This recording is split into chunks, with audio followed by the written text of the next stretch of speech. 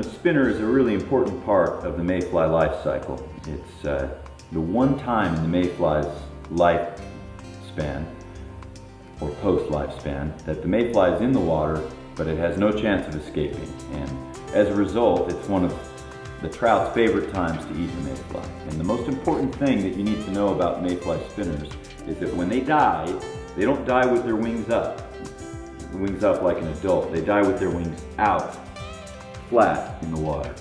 People often say that a parachute Adams is a wonderful mayfly imitation, and it is.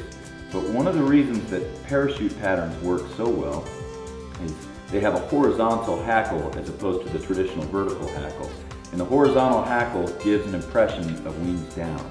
So the spinner we're going to tie right now is meant to be used when a parachute Adams isn't doing the trick.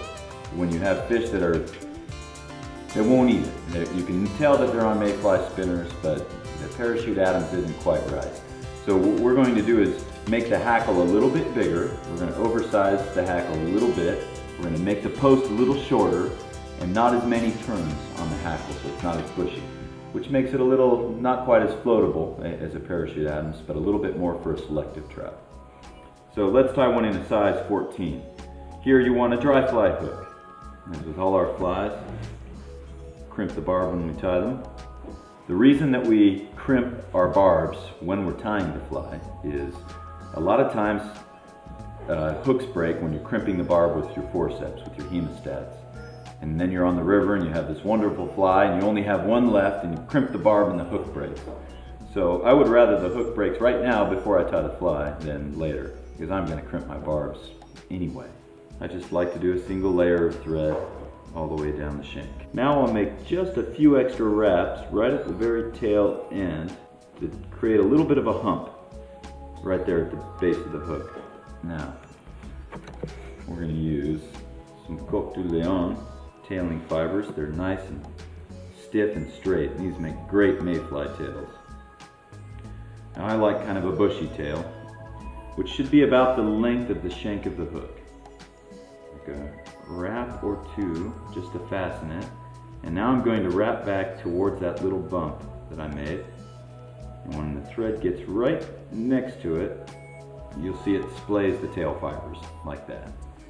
And that's why we use that little ball at the end, is to make those tail fibers split. And we're going to use our post. On this spinner, I like to use a CDC post. You can use anything. I'll take about 3 of those feathers and just kind of stack them together. We're going to put a little dam in front. I want that feather to stand up, that post.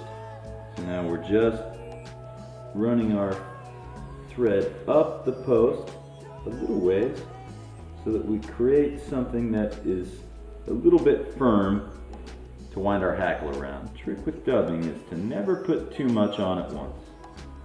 You want just a real light coating. We're going to dub him right on up, kind of tapering the body as we get near the front, but mayfly spinners are slender. You don't want the body to be very fat. This mayfly will have lived as a nymph, in some cases for a whole year, waiting to emerge. He hatches and he only has a couple hours to live as an adult before he dies. Now, we're going to stop right here and select a feather for our hackle.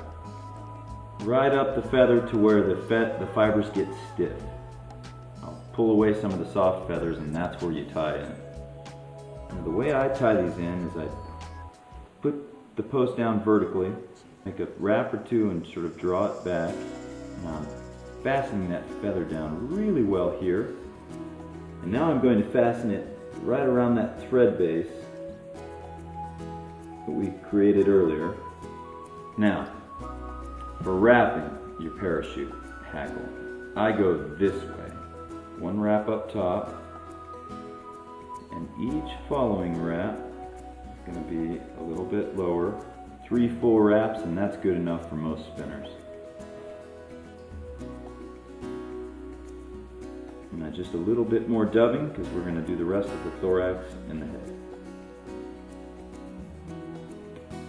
Again, always finish my flies with at least 2 whip finishes. Now I take the post, cut it down quite a bit. It's a little more difficult to tie than some of the other flies, but Parachutes are worth learning.